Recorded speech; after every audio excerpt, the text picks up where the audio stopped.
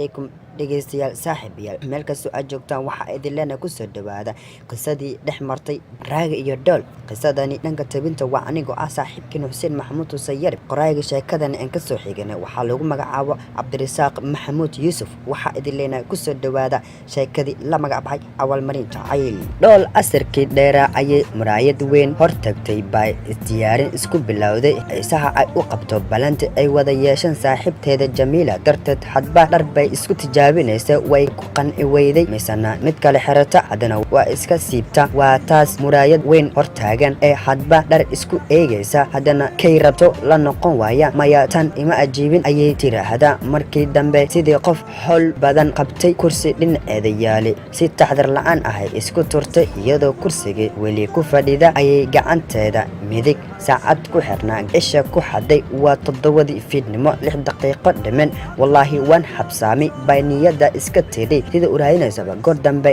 dacal ka aragtay goono aad u jeceleed marayo sokeeye ka qarinayay. allah waa tan intay tiri ayay darafka soo jiiday si dhaqsi bay goonadii u gashatay. dhool waa tan kasoo baxaysa qolkeeda hurdada iyadoo ku labisan goono madow fulaanad cadaan oo khafiif oo ay kasii sareyso shambad yar oo gaduudan. intay kabaxeeda hore usii qaadatay balantii iyadoo oofinaysa fiidnimadii 4 jardiino abaartay. dhool markii ay 4 jardiino timid waxay isha la raacday wacyo kala gedisan iyo jardiinooyin yaryar oo gogo-an lagu qurxiyey dhib kala midib ah oo ay laba iyo koox u wada fadhiyaan dhalinyaro wejiyadooda farxad badan ka muuqatay. dhool geed ubax ah oo jardiin 2 qof lagu talagalay dhinaceeda yaali ayay iyadoo hareeraheeda eegaysa hoos fadhiisatay jardiinadii iyadoo sida ay u fadhiiday oo saaxiibteeda ku sugaysay. hal mar waxay arag wiil soo ag istaagay oo leh walaal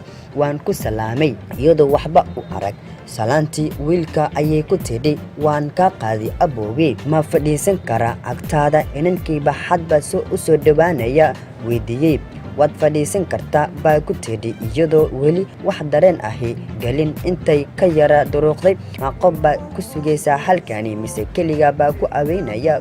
wiilkii oo jardiinad dhinaceeda kale fadhiyey baa yidhi waxaan la ballansanaa saaxiibteeda oo xaafadda jungle ka imaanaysa kadibna tiyaatarka qaranka aynu aadaynaa bay uga jawaabtay wiilkii oo wejigeeda si quman u eegaya.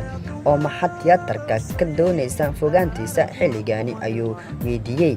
aboowe caawo riwaayadii la magacbaxay hablayo hadba gurso doontaan ayaa tiyaatarka lagu dhigayaa sidaa darteed riwaayadani soo daawanayna aniga iyo saaxiibteeda jamiila.